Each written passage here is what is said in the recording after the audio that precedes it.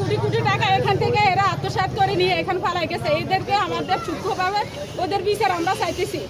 লক্ষ্মীপুরের রামগঞ্জে প্রবাসীদের বিনিয়োগ করা কয়েক কোটি টাকা ব্যয়ে রামগঞ্জ প্রবাসী সিটি নামের একটি আবাসন প্রকল্প নিয়ে কোটি টাকা আত্মসাতের অভিযোগে প্রকল্পের power of attorney Gazi Ismail হোসেনের বিরুদ্ধে গত বুধবার 7 মে বিকেলে প্রকল্পের সামনে ভুক্তভোগী পরিবারের সদস্যরা মানববন্ধন করেন।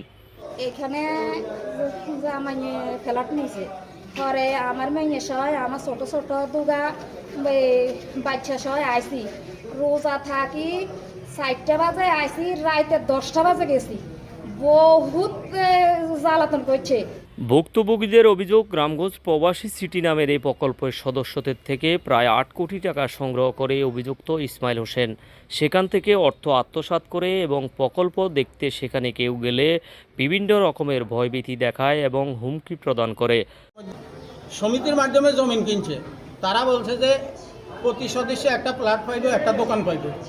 তারপরে আমি টাকা দিলাম, টাকা কমপ্লিট করার পরে আমার প্লটটা বুঝাই দিল। প্লটটা বুঝে দেওয়ার পরে 3-4 দিন পরে আমি যেন আবার এই জায়গায় প্লটে উঠতে লইছি, কাপড় চোপড় নিয়ে বেডিংপত্র নিয়ে আসি, দেয় অন্য একটা তালা মারি দিয়েছে আমার প্লটের মধ্যে। মারণের পরে আমি জিজ্ঞেস করলাম যে আমার প্লটে তালা কেন? পরে জসিম নামে আর ওই নুরুল হুদা কয় যে আরো 2 লক্ষ টাকা দিতে হইব আমাদেরকে, 2 লক্ষ টাকা দিলে আমরা করে প্লটে ঢুকতে দিব না। এই ঘটনায় রামগঞ্জ থানায় একটি লিখিত অভিযোগ দায়ের করেছে ভুক্তভোগীরা। এই পর্যন্ত ন্যায় বিচারের অপেক্ষায় রয়েছেন বলে জানান তারা। জানা যায়, গত 2014 সালে 40 জন প্রবাসী বাংলাদেশিদের নিয়ে রামগঞ্জ একটি আবাসন প্রকল্পের উদ্যোগ নেওয়া হয়। লক্ষ্য উদ্দেশ্য ছিল সবাই মিলে বিনিয়োগ করে একটি বহুতল ভবন নির্মাণ করে সমান মালিকানা নিশ্চিত করা। এরই ধারাবাহিকতায় 2016 সালে 26 জন সদস্যদের নামে লক্ষ্মীপুরের রামগঞ্জ উপজেলার নন্দনপুর গ্রামে 28% জমি ক্রয় করে রেজিস্ট্রি করা হয়। আরও 5টি শেয়ার পাওয়ার অব অ্যাটর্নির মাধ্যমে অভিযুক্ত গাজী ইসমাইল হোসেনের নামে হস্তান্তর করা হয়।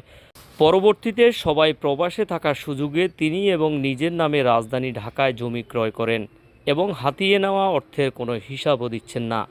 আমরা সবাই মিলি করার উদ্যোগ নিই এবং আমরা যখন টাকা পাঠাই তখন গাজী ইসমাইলের নামে ঢাকা একটা জায়গা কিনা হয়। গাজী ইসমাইল কী করছে, নুরুল নামে তার আপন ফুফাতো ভাই নুরুল নামে হস্তান্তর করে পাওয়ার অব অ্যাটর্নি দিয়ে। আর আমাদের 5টা শেয়ার তার নামে দিয়ে দেয় এবং যে সামনে জেলা পরিষদের 4% জায়গা তার নামে দিয়ে দেয়। এখন নুরুল হুদা কী করছে, আমরা তাকে এটা দেখাশোনার জন্য রাখছি মাসে 20,000 টাকা বেতন দিয়ে।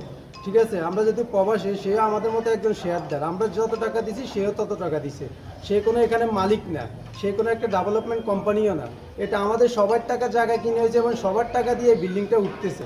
এখন শেষ মানুষের সাথে ভুয়া একটা চুক্তিনামা করতেছে যে আপনাকে 3 তলায় এই প্লটটা দিব, এই চুক্তিনামা। প্রবাসীরা আসলে না বুঝে চুক্তিটা করছে, আমাকেও বলছে আমি চুক্তি করি নাই। এখন সে চুক্তি নিয়ে বলতেছে সে পুরো ভবনের মালিক। ভুক্তভোগী আলী আকবর বলেন, আমরা বিদেশে কষ্ট করে টাকা উপার্জন করেছি, নিজ উপজেলায় বিনিয়োগ করেছি, কিন্তু আমাদের সরলতার সুযোগ নিয়ে গাজী ইসমাইল হোসেন আমাদের টাকা আত্মসাৎ করেছেন।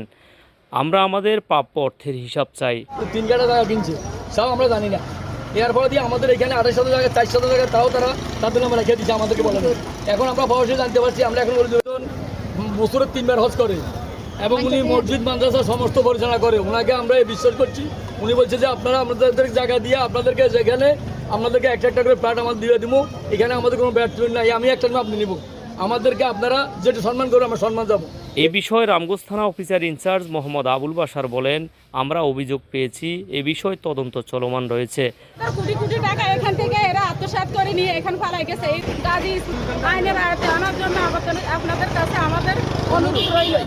পাওয়ার অফ অ্যাটর্নি দিছি ডাক্তার গাজী ইসমাইলকে, সে অবৈধভাবে এখান থেকে টাকা নিয়ে তাদের নামে জায়গা নিছেন।